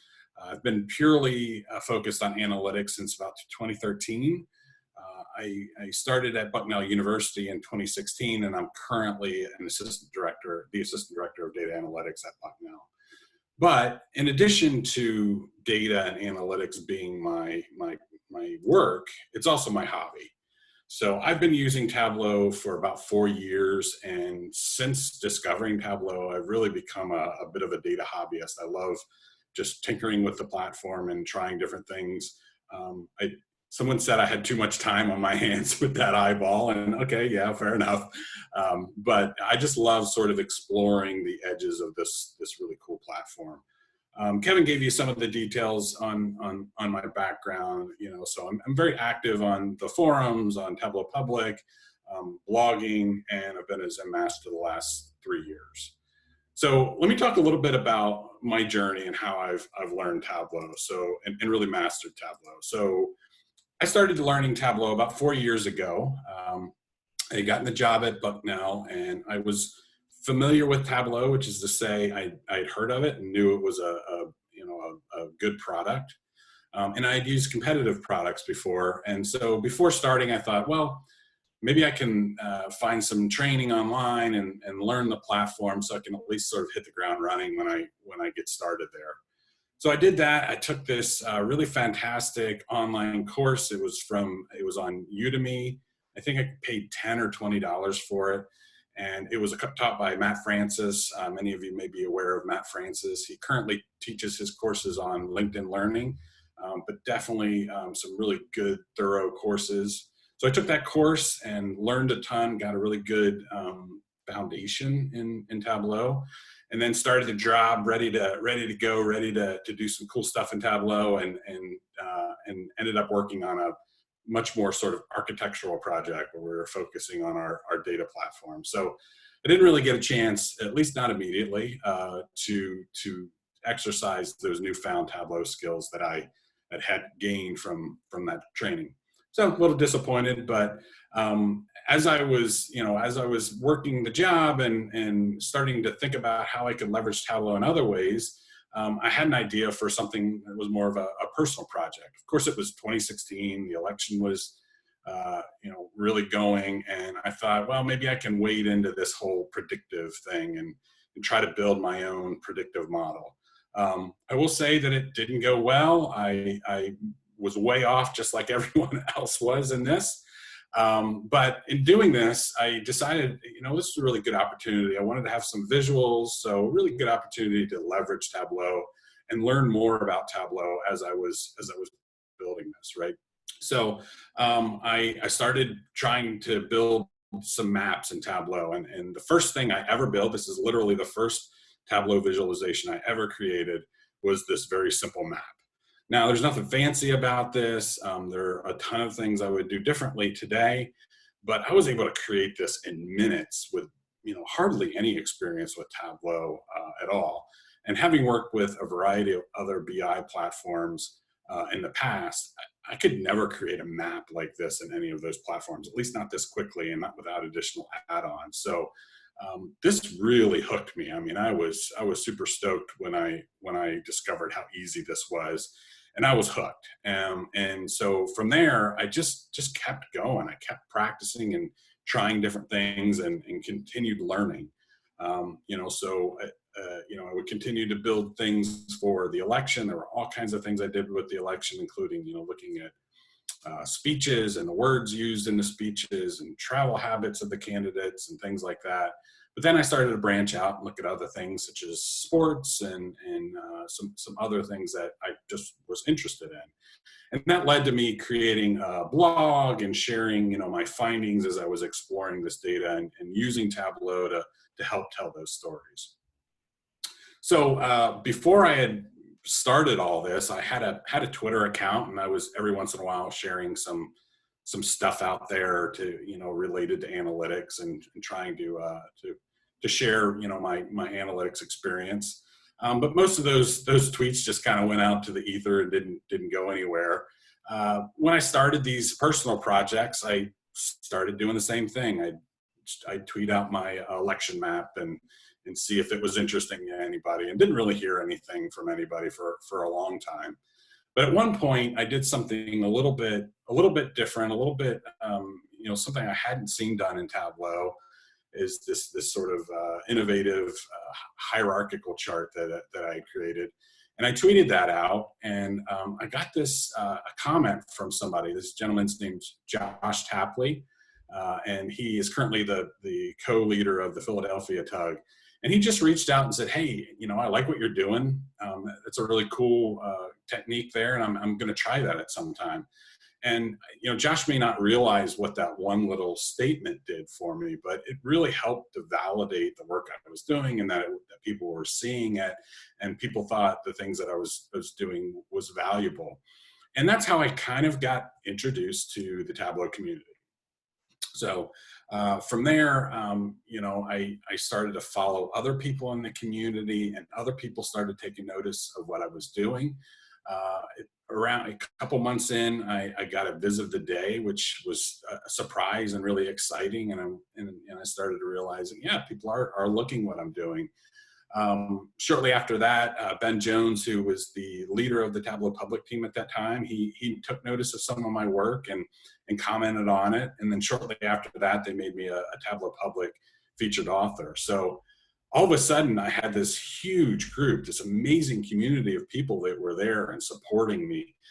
I found two people that sort of took me under their wing and sort of mentored me, Johnny Walker and Adam Crayan. I started to see the work that other people were sharing and read the blogs that they were writing. People like Andy Kriebel and Andy Cotgrave, Ava Murray, Ryan Sleeper, Matt Chambers, Jeff Schaefer, Chris Love, Roddy Zakovich, Pooja Gandhi, Adam McCann.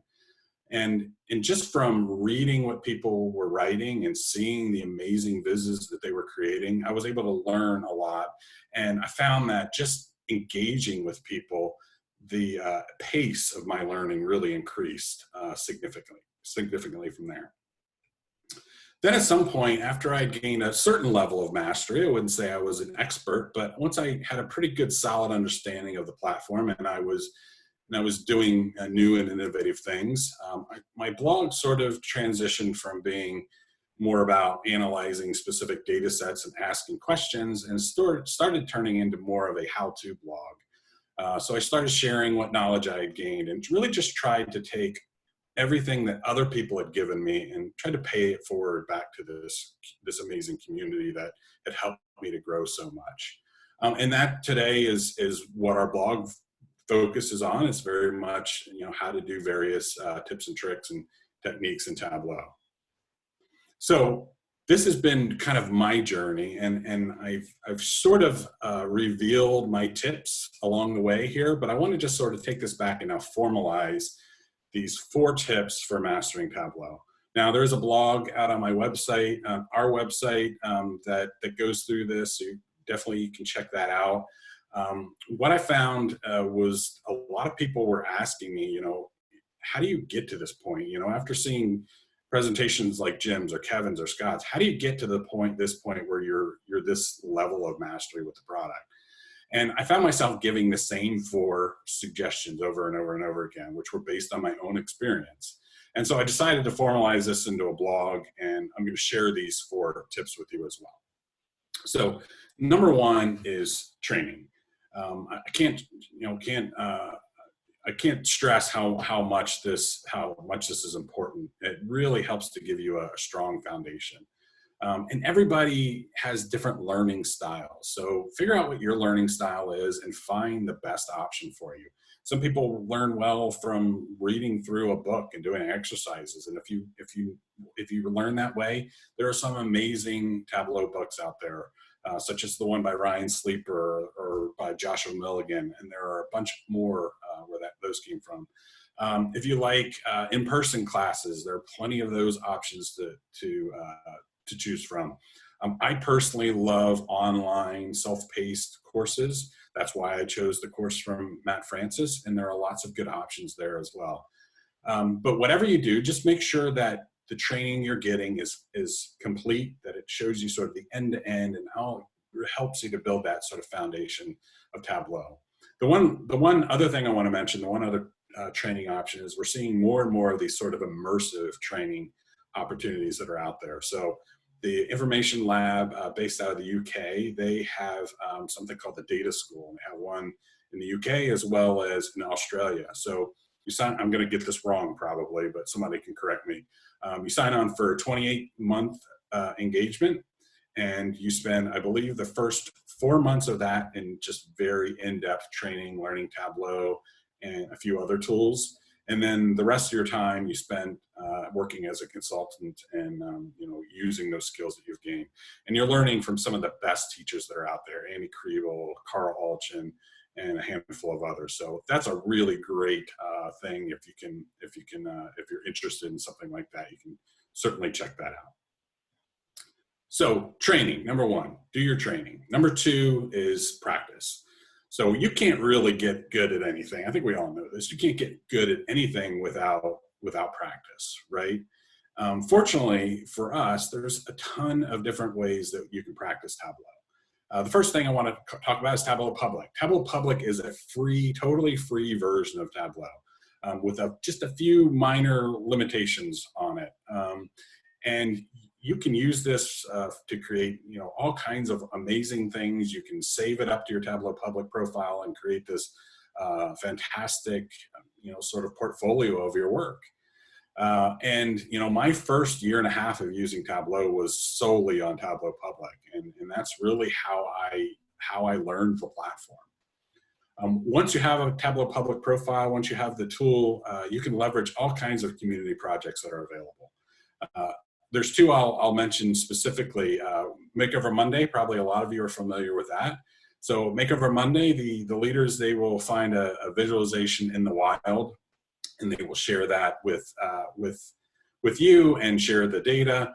And your goal is to do a makeover, and they provide you lots of flexibility with what you do with that. You can choose to fix some flaw with that original visualization. You can choose to focus on some particular type of chart that you want to build, or you can look at some specific story that you found in the data. So lots of different things you can do, and you're kind of free to do what you want, but you're being given different types of data with different types of constraints. And it really allows you to practice that skill of trying to find the right type of chart or charts to explain some type of data. Another one is Workout Wednesday. So a little bit different than Makeover Monday. They build a Tableau visualization and ask you to recreate it exactly. So it needs to look the same, act the same, work the same, function the same. Everything needs to be exactly the same. So that allows you to really focus in on very specific skills that they're trying to target. Sometimes they might focus on table calculations, or they might focus on level of detail calculations. Sometimes they may just focus on some of the simpler things or design. So if you, and I usually recommend, if you pair Makeover Monday with Workout Wednesday, you're going to get so much good solid practice, and you're going to really master this product very quickly. There are other community projects depending on what your passion is, right? So sports, healthcare. If you want to use your newfound skills to help make a difference in the world, there are Viz for Social Good, Data for a Cause. So lots of community projects you can work with. And then the last thing I always say is, if none of those are interesting to you, then find some data that matches your passion. So if you love sports, or you love music, or politics, then find some data and just viz that. Viz your passion. You're going to be learning while you're working with something that is interesting to you. And that's a great way to learn, and you're kind of having fun with it along the way. At some point, I usually recommend that you go back and revisit your training. So for me, I think about 8 months after my original training, I had been using Tableau for a while. I decided to go back and just run through the coursework again. And what I find is that this really helps to fill in those missing gaps in your knowledge. So a good example for me was blue pills and green pills, discrete and continuous pills. I didn't really understand that in the training up front, and after using Tableau and then returning to the training, it really all started to click, right? So it's really good to revisit that training and work to fill in those gaps. And you don't have to do that. You can do that once, twice. You can do it multiple times. You can make it a practice to do it every year if you want to just sort of fill in those gaps that you might not be thinking about. The next is engage, right? So this is all about engaging with the community. Just interacting with people and seeing what people are creating and reading their blogs is really a great way to learn new techniques and new design options and all kinds of things like that. So I recommend following people on Tableau Public. I think you can follow up about 1,500 people, I believe. I follow, I think, 1,300 people. And every once in a while, just go in and check the activity feed and see what people are creating. Just seeing the work helps to give you inspiration. It helps to give you ideas of things that you can apply to your own work. And sometimes you might see a technique that you really want to learn, and you can go and just download that workbook and take it apart and see how someone built that. That's one of the great advantages of Tableau Public, is that almost everything is downloadable. So you can download it, open them up, and try to learn from taking it apart like that. Another thing is to engage on social media. There's a thriving network of people on Twitter. And there are certainly people on LinkedIn and Facebook as well. So there are lots of opportunities, whatever you're comfortable with, to engage on social media. Again, you're getting to know people that are doing things. You're seeing what they're building, and you're building your professional network along the way as you're doing that. You can also join a Tableau user group. Lots of great local Tableau user groups. We have some of them who sponsored this meeting today. And then there are also lots of virtual user groups. So if you're a Tableau server person, you can join the Tableau server virtual user group. But this is a great way to get to know people that are working on the same type of thing that you're working on, or part of your local community. And it's a great way to learn from attending these user group meetings. And of course, you have this virtual user group like this today. And then, of course, reading blogs. You know, there are tons of people doing really amazing blogs on how to do different things in Tableau. And I highly recommend reading those, as it's a really great way to learn about different techniques and different ways of doing things. You know, even experts are constantly learning. So I'm always reading blogs and learning new things. And then finally, you know, once you've gained a certain level of mastery, start finding a way to teach. You know, pay that forward, as I said before. There are lots of studies that show that teaching something can really help you to learn that in a deeper way. And I found that personally as well. So whatever your style is, you know, find a way to teach. I love to blog, but maybe that's not your thing. Maybe you don't love writing. Then, you know, you can do video tutorials. You can, you know, choose to work with somebody in a more one-on-one way by being a mentor or something along those lines. So find whatever makes sense to you. Another thing, you know, Jim talked a little bit about the Tableau community forums, and what an amazing way to get help. I'm active on the forums as just like Jim, and you know, it's a great way to teach. It's also a great way to learn. And what I found from working on the forums is that every problem is unique. There's different data, there's different constraints, all kinds of really unique and interesting problems. And by answering questions on the forum, I get this great opportunity to work with people and help people one-on-one, but I'm also learning a ton along the way. And I've really found that that the forums, from just answering questions on the forums, I've been able to learn so much more than I ever knew before. So those are my 4 tips for mastering Tableau. My time is running thin here, but I want to leave this with a sort of a case study. So this is me. I've been told that I look like Mr. Clean in this picture. I don't know. I don't really see it. Maybe if I add the earring. Okay, maybe. But as you met before, I have an identical twin brother. That's Kevin Flerlage. So I was using Tableau about 4 years now, and Kevin's been using it about 2 years. And when he first reached out to me in 2018 to learn a little bit about Tableau, we kind of put him on this 4-tip path. We didn't set out to put him on this path necessarily, but I just shared with him what worked for me, and he sort of embraced it. And I think you'll see that he sort of generally followed these tips and was able to really master the platform very quickly. I mean, he's been using Tableau for 2 years, and you can see the amazing stuff he's doing already. So just a quick timeline. So February of 2018, I gave Kevin a crash course, and he published his first visualizations shortly after that. It was amazing, you know, way better than anybody's first viz should ever be. He also then took some training. I took that same class by Matt Francis and got that sort of foundation of training. Within 6 months, in August, he had landed a job with Zen Master Jeff Schaefer as a Tableau developer. A couple months after that, he started a blog. He attended his first conference, and at that conference, he won multiple Vizzy Awards, which are awards that are sort of voted on and awarded by the Tableau community. In May of 2019, he competed for his 3rd time in the Iron Viz competition. I think it was his 4th time, and he actually, in 3 of those 4, he had finished top 10, which is pretty amazing for somebody who had only been using Tableau for just over a year. In August 2019, he was named a Tableau Public Ambassador and became the 4th most favorited author. He's currently the 3rd most favorited author, right behind me, and I give him a couple months, or he's probably going to kick me out of 2nd place. In this past November, he won 4 Tableau Community Vizzy Awards at the conference. And of course, you heard the introduction, so you know he's a Zen Master. So in February of this year, he was awarded the title of Zen Master, and we now have twin Zen Masters. So this all happened in 2 years, right? He got to this level of mastery in 2 years. And I think you can see from this basic timeline that he followed those basic steps, right?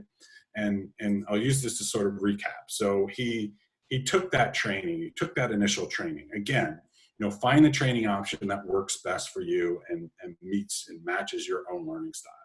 And then he practiced. Kevin worked really, really hard, both at work in his job, but also outside of work to practice and leverage these skills. And I really recommend to everyone that you not only practice at work, because at work you're going to have a very specific type of data that you're going to have over and over and over again. If you practice this outside of work, you're going to get opportunities to deal with different data and different types of constraints, and that'll really help you to advance your skills. Kevin engaged with the community. He's a public leader. You'll see him all over Twitter, and more and more and more you'll see him on the forums as well.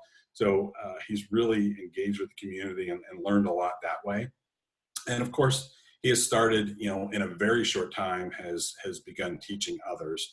And we now work together on our blog to teach people. But again, find what works for you and how you teach people, whether it's writing blogs or doing videos or mentoring people or just answering some questions on the forums.